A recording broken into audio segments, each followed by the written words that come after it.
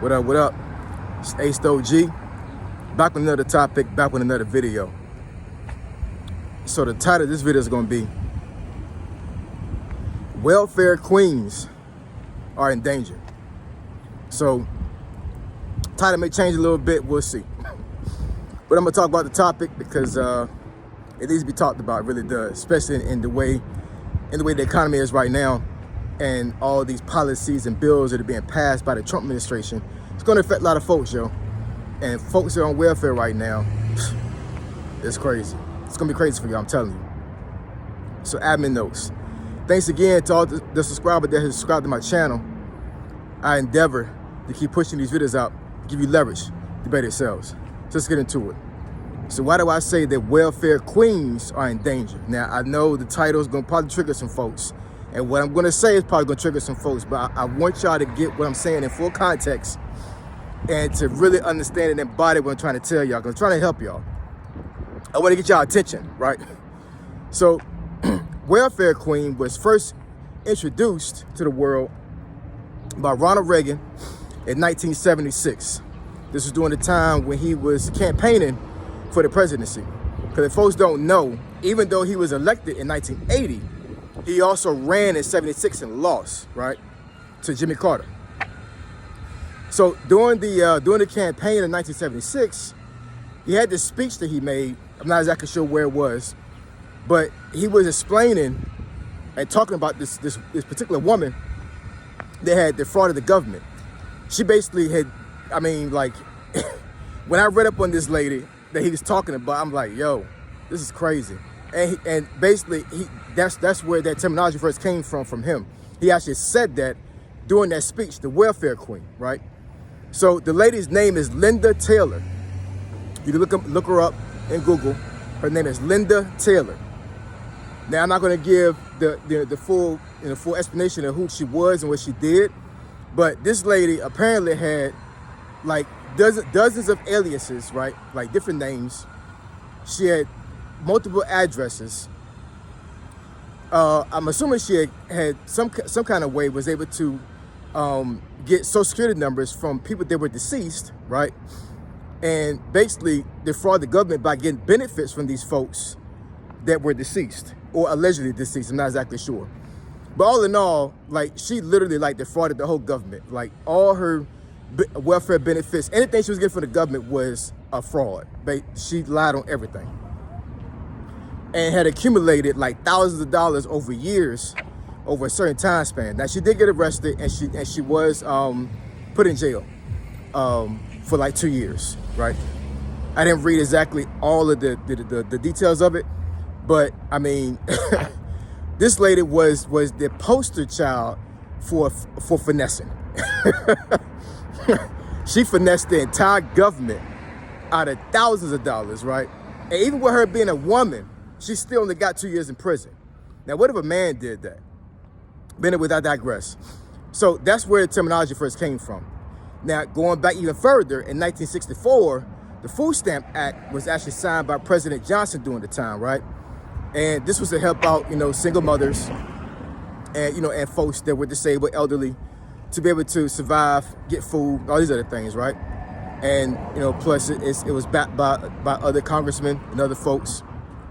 And it progressed now into the SNAP program, which I forget what the acronym stands for. I think it's for supplemental nutrition something. I'm not exactly sure. I forget now. But, a lot of women, and let me also put this in context too. I'm not just talking about black women, because I know when folks probably saw that particular title, welfare queens, the first thing first thought about was single black women. And demographically, the majority of welfare benefits is actually being used by white women, not black women. So I want to get that really clear and straight. So I'm not saying any of this or making this video to degrade black women. I'm talking about any woman that's abusing welfare benefits. That's what I'm talking about, right? Not just just one demographic. I'm talking about all y'all. All y'all can get it. So, when it comes to single mothers that are using these benefits, it's been abused for a very long time here, a long time, right? And it's unfortunate because what happens is that the folks that actually do need the benefits are suffering because you have folks that are abusing the system, but they don't, they're making it bad for folks that really do need it. They really do need the assistance. But because the system's being abused, it gets to a point where it gets hard for folks to qualify for. You have to go through hoops in order to get the benefits. I mean, it's crazy, right? It shouldn't be hard for Americans to get assistance, but the people that make it hard for other folks makes it hard, if that makes any sense, right? So I say this all to say is that the Trump administration is talking about cutting SNAP benefits. Now, they're not saying that they're going to totally delete it. What they're saying is that they're going to, I guess, make it harder for folks to qualify, and they're going to reduce the amount that folks get now, right? So it's very unfortunate because you got a lot of folks, like I said, elderly folks, even single mothers that actually do qualify and need it, are going to be put in a situation where it's going to be very hard for them to get that benefit and that assistance. But at the end of the day, I think a lot of folks have made their bed and they got to sit in it. Now, let me also put this in perspective when it comes to myself, right? I've told this plenty of times before that, I was raised in the projects and my mother and my grandmother was on welfare. I have no regard as far as like even, trying to hide that. Like it is what it is, right? And I said in another video before, I believe that, at the age of 11 or 12, I believe, I watched my mom walk across the stage and graduated from college with a degree in nursing, right? And I remember, going with my mom sometimes on the weekends, and she would go there because it wasn't online learning during that time, right? So sometimes I had to go with her because she didn't have a babysitter, and I was be in the back of the classroom while she's in there learning, right? And she chose to do that, I'm assuming, because she wanted a better life for herself. Now, we did stay in the projects even after that because we lived with my grandmother. My grandmother needed the assistance. And then once my grandmother passed away, eventually she moved out the projects and never went back, right? So, these welfare programs are used as a stepping stone for folks to get ahead in life, right? Because you may be put in a situation to where you don't have a lot of resources. So that's what that assistance is for. But you have folks that are literally generational welfare babies, where they literally are going to have welfare until their kids become adults, and then they're going to transfer their particular benefits to them. Now, I know they can't exactly transfer it themselves, but I understand that. But what I'm saying is that it's a vicious cycle. They're teaching their kids that it's okay to be on welfare for the rest of their life, right? So, if they have these daughters or whatever, they're having, children out of wedlock, and then they wind up actually getting welfare benefits just like their mom did. And it's a crazy situation. It really is. You know what I'm saying? Like, I don't understand, what the mentality is as far as like, how can you put yourself in a situation or even think that it'd be okay for you to not better yourself? But, it's culture based. I think that, that there's a lot of reform that needs to happen when it comes to all these communities because, like I said before, it's mainly white women that use welfare, but there's also a subculture of white folks that have the same mentality where they need to stay on government assistance, just like black folks, Mexicans, does not matter, right? So what is the solution to this? Well, one of the solutions now is them talking about cutting benefits, because what's going to happen is that they're going to put these folks in a position to where they're going to be forced to go to work because there's not going to be enough money and enough resources for them to take care of their kids. But it all starts at home. It really does. You know what I'm saying? Now, the folks who already have kids, I'm not saying it's too late for them. I'm just saying, like, it is what it is. The kids are here and they're single. They're not married. They don't have, I don't know if they have a boyfriend or not. I'm not exactly sure. But, these folks have been taught for a very long time, even when they were probably kids, that it's okay to have kids out of wedlock. It's okay for the government to take care of you. And I said before in another video that, that America is built on capitalism. So for you to think that it's okay for you to live off of the government for a long period of time and not actually make an effort to better yourself is absolutely crazy. Now, I'm not going to put all the responsibility on women. I'm going to put some responsibility on the men as well, because at the end of the day, these women didn't have kids on their own, right? they were with a boyfriend or possibly a husband, hopefully a husband, right? But the demographics say that a lot of times it's out of wedlock babies, and it's in my opinion, it's like, if you have a child, doesn't matter whether you have the child because you didn't, by not accident, because children are not accidental, they're not, but you didn't intentionally want the person to get pregnant, but she did. So it's time for you to take care of your responsibilities. And a lot of men run away from their responsibilities and not being men. So not only do the women have responsibility to better themselves for their children, but the men also have responsibility to make sure they don't have, reckless sex with women and then have kids and they don't take care of the kids. It's crazy. Why do we have so many single mothers out there that don't have men taking care of their children?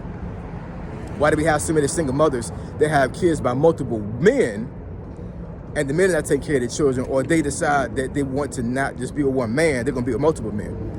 And I can get into another video when it comes to that, you know what I'm saying? But the bottom line is that the Trump administration right now, I'm pretty sure it hasn't been put out there yet, but I'm pretty sure they are going to pass this bill and there's gonna be some cuts put in. It is what it is, you know what I'm saying? Like, we have to be in a situation to where we constantly are bettering ourselves and making ourselves better for society, for our kids.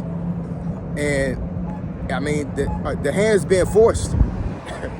Your hand is being forced. So I don't know what to tell you, but just to pivot and to make the best decision for yourself, and get yourself out of the mind state that you're going to get free money for the rest of your life, right? We can't be doing that, yo. We just can't be doing that. With me being a taxpayer, which I've been a taxpayer since I was 16 years old. I had my first job at 16. With me being a taxpayer, when I got older, I understood that my taxes were used to fund the government, right?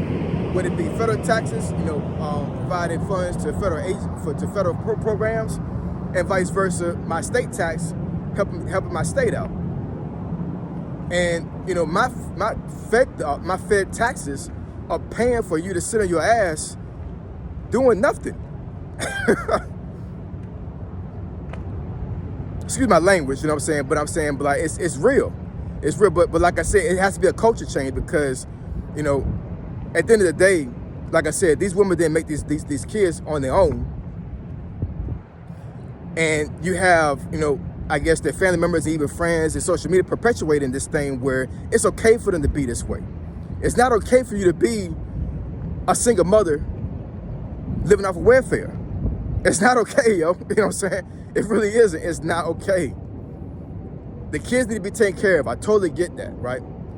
But, you have a responsibility to your kids to show them a good example. And living off of welfare until they're grown, it's not a good example for them. It's not. So you gotta ask yourself this: if you're a single mother right now, do you want your daughter or your son to be in the situation you're in right now? Right? Do you want them to grow up to be exactly like you, as far as like living off the government? Do you really want that for them? If you do, then it is what it is. You know what I'm saying? Like, it's hands gonna be forced regardless anyway. But let's say that you're in a mind state where you don't want your kids to be the same way you are right now, living off of welfare.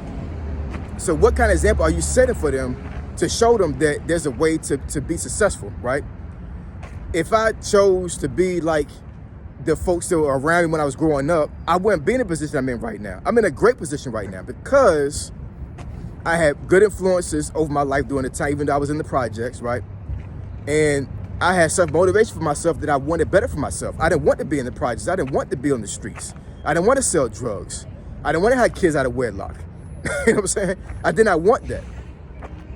Like I said, you got a lot of folks that are perpetuating this narrative where it's okay for folks to do this.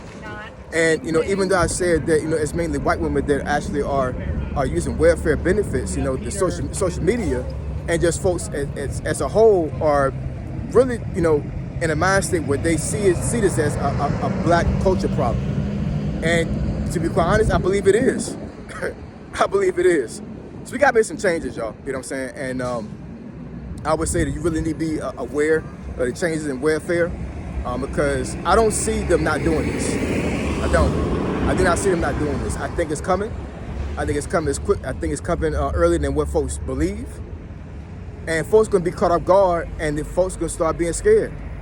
And all that I can tell you is that, roll with the punches and use this as motivation to better yourself, because you owe it to yourself and your children. All right. So, you want me to discuss the topic or subject, then it benefits your channel, email me asog757@gmail.com, email address, description below. Say so G, signing out. I'm gone.